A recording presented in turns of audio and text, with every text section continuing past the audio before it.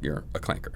Honestly, at this point, I'm even reticent to say the word. Sounds a little. We might have to bleep off. it out in the pod. I don't want future robots to hear me throwing it around and think like, geez, this guy's a bigot. I think a way to assess how people are kind of feeling about AI right now, like a vibe check, is the emergence of this word clanker, which has been kind of getting memed around. It's supposed to be a negative way of talking about some of these technologies. Oh, that clanker, told me to do this or told me to do that. What do you think is behind that trend? I think you got a couple things. I think if you're looking for evidence of an early sentiment of people pushing back on AI, pushing back on automation, this word is a really fascinating example of that. It's a slur. It is something that people are using very much as a slur. They're using it as a derogatory term to try to label some sort of machine as lesser than or othered. You're a clanker.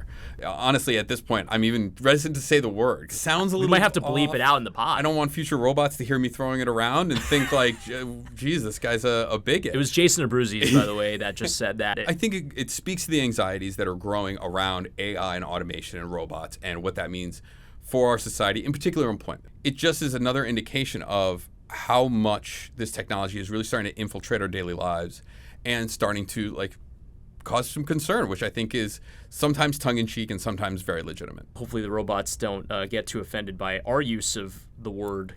I'm going to say it again, clanker. Hopefully it doesn't come back to bite us.